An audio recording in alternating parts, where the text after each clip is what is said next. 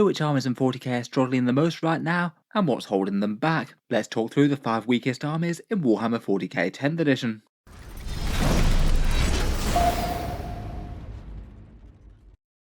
Hello and welcome back to Auspex Tactics, where today I thought we'd take a look at the bottom end of the Warhammer 40k meta, perhaps the armies that Games Workshop have most failed to get right at the moment, and are quite significantly harder to win with than a fair few of the other factions in the game. There are definitely quite a few armies with problems in 40k at the moment.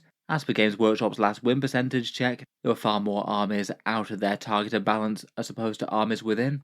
A few factions that should probably be toned down a fair bit, but loads of factions that could probably use some buffs both to help their internal balance and raw strength. So far in 10th edition we've only really had a balance pass that's targeted a few of the very strongest things in the game, particularly towering units and focusing on Imperial Knights, some Eldar and some indirect fire, but there haven't really been any major improvements to the armies on the bottom end of the spectrum as of yet. Games Workshop's next balance pass is in September. I would guess that a whole bunch of these get some attention, because at the moment there definitely are some armies that are going to be a massive uphill struggle into any of the stronger factions in the game, and might be hard to compete with even some of the more mid-tier factions in 40k. Let's talk through a few honourable mentions, and then the 5 armies that I'd probably consider the weakest in Warhammer 40k, going largely by tournament data. At time of recording, there are quite a few armies that are just outside the bottom 5, but aren't really much higher. At the moment it looks like Adeptus Mechanicus, World Eaters, Drukhari and Blood Angels are all on a roundabout win percentage of 41, with Space Wolves, Dark Angels and Astra Militarum only being a tiny bit higher than that. Tournament win percentage certainly isn't everything, but I think it's quite good for a rough barometer of how strong an army is at the moment. Generally, one of the best ways to determine how strong an army is to test them in a more controlled environment against the strongest things that the enemy has to offer, and if people can take their army to an event and do well with them, they absolutely will do so.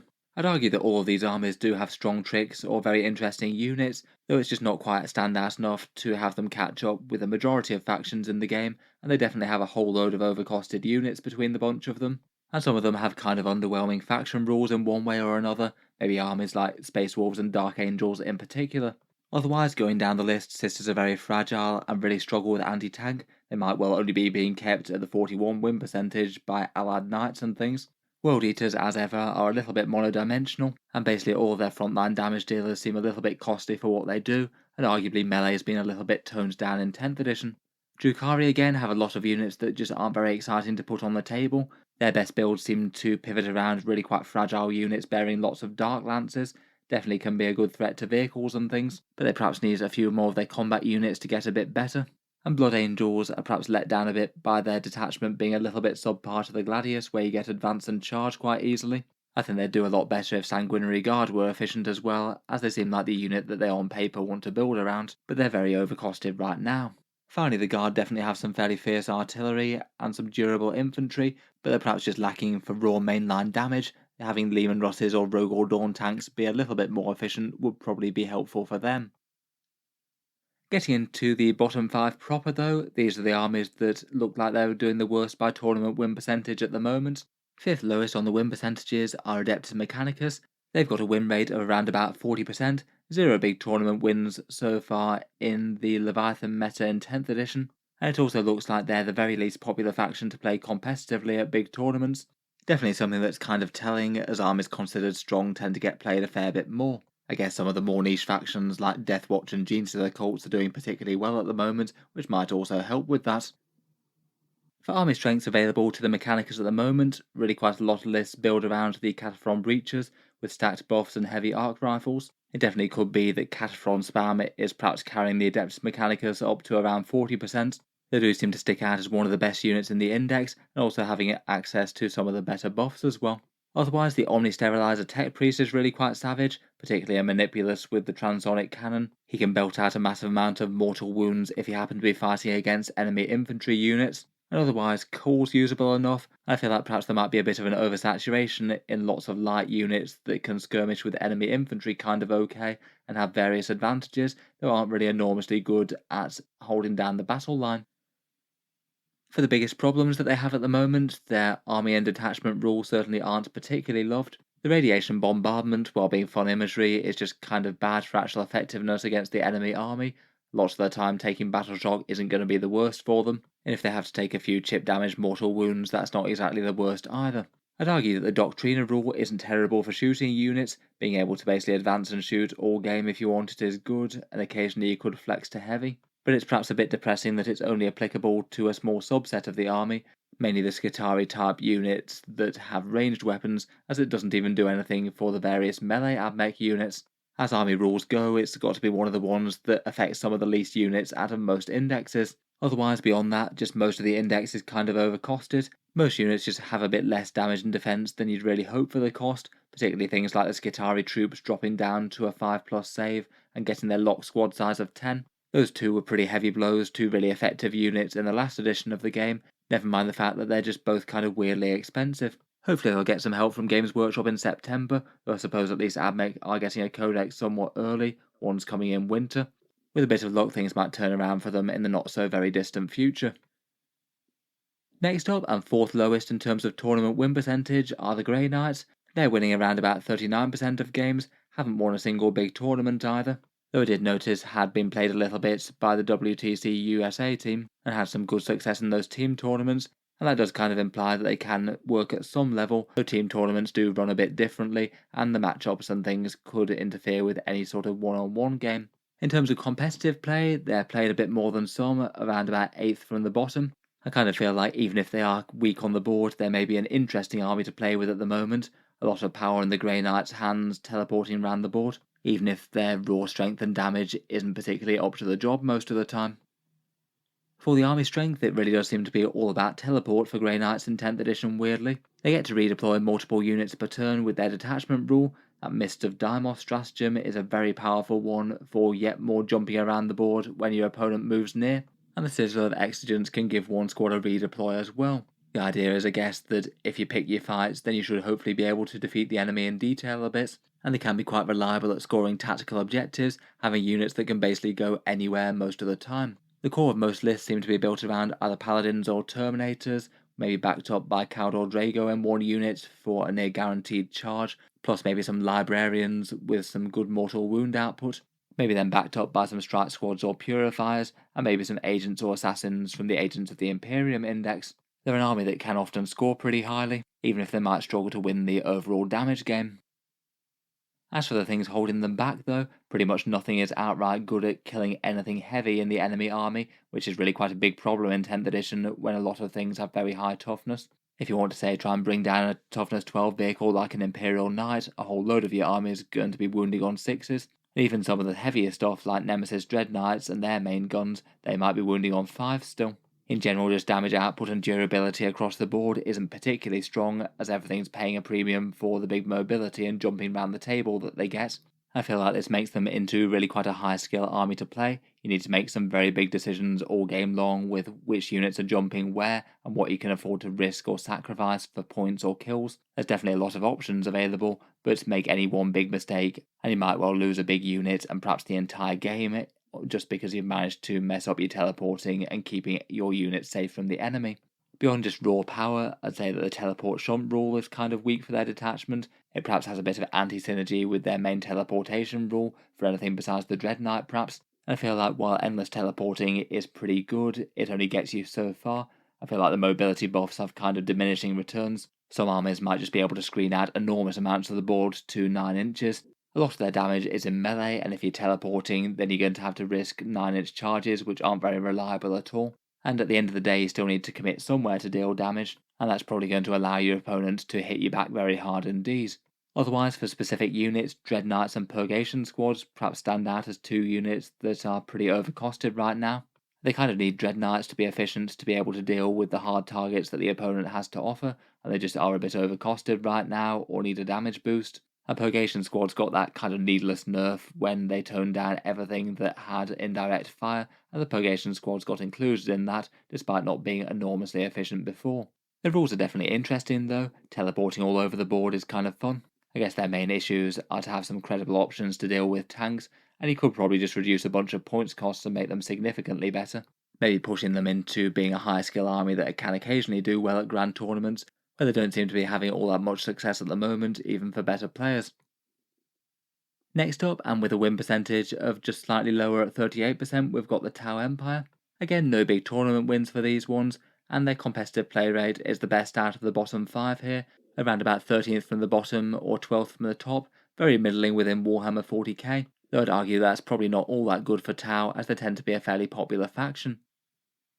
For their main army strengths, the Kauyon special rule does make them significantly more dangerous, though it does have the disadvantage of activating only from turn 3 onwards. It does kind of cement Tau a little bit into the style of play of hiding for a fair bit of the game and then really trying to capitalise late game. That's often kind of at odds with the mission and the general idea to try and alpha strike your opponent and deal with them early. Otherwise, for individual units, ghost kills tend to be a staple, shooting from beyond the enemy's reach with their stealth drones and lone operative. Crisis suit blocks with mass cyclic ion blasters backed up by commanders often do the mainstay of the damage, supported by all sorts of other things like piranhas, the various tanks, broadsides, devilfish and breachers, and maybe some tetras or stealth suits to mark some targets for them. For biggest issues, I feel like, again, the Tau units are just generally a bit overcosted for what they do, as it's kind of similar for basically all the other factions on this bottom 5. They're kind of limited for options that deal efficient firepower damage to the enemy, and the ones they do have aren't often particularly all that tough for the points cost. Otherwise, I'd say that stratagems are perhaps a weak point. They're not really very exciting for the vast majority of them, and their command point generation is pretty weak as well compared with other armies with their options. I think drones going away as individual models means that the army as a whole is far less durable, and that perhaps just makes the general Tau weakness of not really wanting to be on the front line even worse. In 9th and 10th edition 40k missions, you generally have to get forward and start scoring early, but that's kind of at odds with keeping your army back and gunning down the enemy so they're no big threat to you anymore, and you kind of need to play carefully with which units you move forward and sacrifice, and which units you keep a bit safer with and play a bit more cagey, and perhaps also partly waiting for when Kauyon comes online and the damage can seriously get good. Despite all this, I feel like I've seen a few more Tau lists than the other armies mentioned down here, placing at least somewhat decently at tournaments. Perhaps still one of the factions that's got a high skill ceiling and very low skill floor. Again, like the rest though, I certainly expect some points updates when September rolls around, an army that could just use a general power boost really. Moving on, and a bit below the Tau with a win rate of 36% are the Scions of Nurgle with the Death Guard. Again, no big tournament wins and only a very few high placings. Once more, their competitive play rate is very low indeed, looking to be around about 5th from the bottom, but that does put them level with really quite a lot of other factions, and only really Admech sticks out the very bottom of the list. For higher points of the Death Guard at the moment, a lot of lists tend to build around both Plague Burst Crawlers and Death Shroud Terminators as the main damage dealers. The Death Shroud are at least fairly efficient, and I'd argue that most of their cast of Terminator characters are at least fairly good for the army, and you can get around their slow movement by delivering them with rapid ingress. The Lord of Virulence could be in one of the squads, and he could mark some targets for the Plague Burst Crawlers. They've got some fairly efficient ignores line of sight firepower, backed up either with Plague Spitters or Entropy Cannons. Otherwise, Typhus with a Poxwalker unit is at least fairly fun. Mortarion himself is a nice centerpiece to the army. And for some other slight highlights of the units, they do have really quite a lot of lethal hits to at least help with attrition warfare, and I quite like their sustained hits in melee on objective stratagem. That is quite a powerful boost. Despite this though, it just really clearly isn't coming together for the Death Guard at the moment. They do seem to be quite firmly in the second from bottom spot in Warhammer 40k power rankings at the moment, and perhaps the chief complaint is then just not quite good enough at what the faction should be good enough, and that's being remarkably tanky and disgustingly resilient to enemy fire. In general, Death Guard tend to be at least fairly slow and fairly low damage output and sort of grind the enemy down with their tough units, but at the moment their units just aren't really quite durable enough to be able to survive the enemy punishment that's likely to get thrown their way. I think in particular the Plague Marines just aren't really quite as tanky as they feel like they should be. Toughness 5 and 2 wounds just goes down remarkably easily to either anti-tank weapons or medium strength firepower. The jump between T4 and T5 perhaps isn't quite as big as it used to be. I think quite a lot of players out there would quite like some sort of return of the disgustingly resilient type rule, whether it was just a return to -1 damage or some sort of resurrection of feel no pain. I feel like if you just cut the points cost to make everything work, you could still make them very competitive if you cut them drastically, but then you just have a faction that feels weirdly non-elite, and you'd just be able to spam loads of units that weren't all that good. Otherwise though, their supporting rules just feel kind of lackluster. There's not a lot of big synergy pieces that you can have in the index, not compared with say things like Thousand Suns or Chaos Space Marines. The Plague Company's core rule with their sticky objectives I think is kind of bad for the Death Guard playstyle, and Contagions of Nurgle do help a bit by debuffing enemy toughness, but it's far less relevant in 10th edition than it was in 9th. Now the toughness chart got stretched so much, hopefully GW work out something good for them, something that makes them feel a bit more fun to play on the table, and also just a bit more raw power wouldn't go amiss. Finally, as another fairly drastic jump down from Death Guard are the leagues of Votann. Their tournament win percentage is around about 32%. As with the rest, no big tournament wins, and their competitive win rate is very, very low. At Grand Tournaments, it looks like they're the second least played faction in the game after Abmech.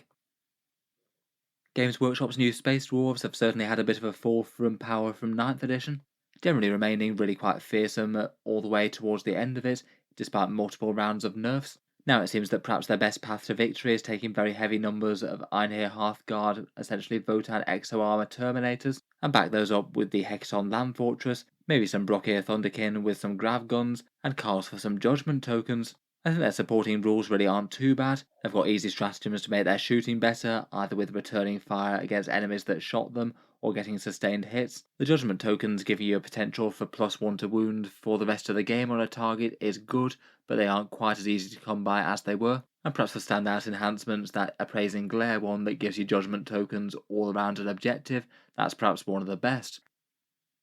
For their current weaknesses, you could look at things in a few different ways. I still feel like they've retained their main issues that they had in 9th edition, being fairly short-ranged and fairly slow as factions in the game go, but now just don't really have the massive amounts of damage to back that up with a lot of the Judgment tokens auto-wounding. It feels like from 9th edition they peeled back a whole bunch of layers of their stacked buffs, but didn't really reduce the points cost of their units by quite enough to make it work. A bunch of their units dropping down to Ballistic Skill 4+ didn't help. They're now more dependent on Judgment tokens just to be kind of baseline efficient, never mind actually be good. And out of units that most need help, perhaps the standard Hearthkin Warriors, the Chthonian Berserks, and Uthal the Destined stand out as units that seem to be particularly weak for their points costs. Finally, on top of that, they don't really have that much of a roster to fall back on to plug any weaknesses. In 10th edition, having loads of units in your army is probably a strength. It means that you have access to all sorts of different datasheet abilities that could be very strong.